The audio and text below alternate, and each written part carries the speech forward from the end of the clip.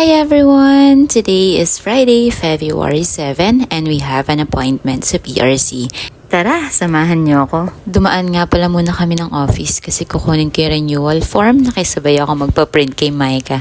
Thank you, Mikes! Madalas kaming dumadaan dito sa service road pero ngayon lang kami nakaranas ng ganito kahabang traffic hanggang dun sa intersection ng Paso de Blas. Nagpahangin nga lang pala kami saglit kasi malambot na naman yung gulong. Sa Bagbagin nga pala kami nadaan. Grabe pala yung daan doon. Napaka-traffic. Di kami na-inform.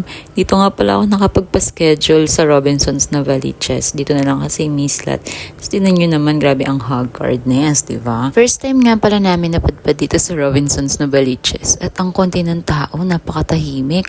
Tapos dito sa PRC, tingnan nyo naman, akala ko talaga naka-lunch sila. Kaya ang konti ng tao. Walang kapila-pila, hindi yun yung in-expect ko. Kasi noong mga nakaraang taon sa Robinsons Place Manila and Robinsons Galleria, ako nakapagpa-appointment and may pila talaga doon. Kaya sa mga magre-renew or mag-a-apply for examination sa PRC, try nyo dito magpa-appointment. Sobrang bilis lang. Dahil nga tanghali na, nag-ikot na rin kami kung saan kami pwedeng kumain. Kaya, mag-apply ka kaya. Magkano referral dyan?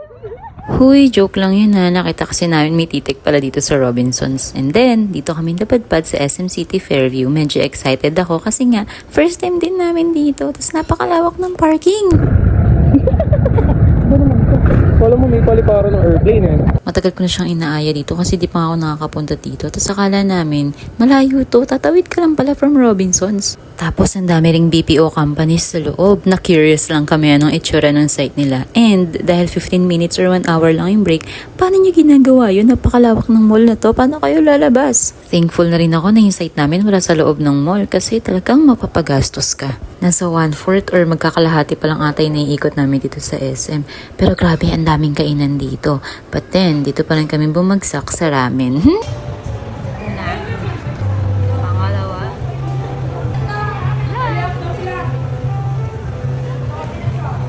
Umorder nga lang pala kami ng paborito niyang katsudon, umorder ako ng bento, at syempre hindi mawawala yung ramen. Story time! Nagpunta kami sa PRC para magpa-renew ng lisensya. Yes po, I'm a licensed professional teacher and sa mga nagtatanong dyan kung bakit hindi na ako nagpurso sa pagtuturo, sasagutin natin yan soon. After namin kumain, tinuloy lang namin maglibot dito sa SM kasi nga diba first time namin tapos baka hindi na rin tumaulit. Choice!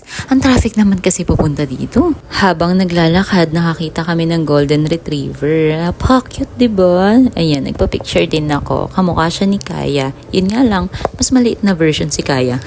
Napabali na rin kami ng mango pineapple dito sa Frutas dahil nauhaw ng mga persons kalalakad.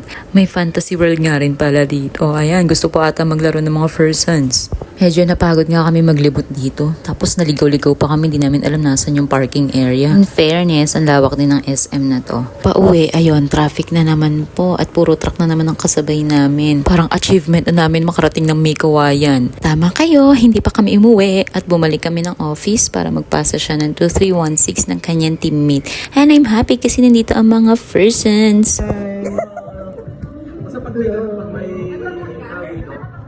Yeah!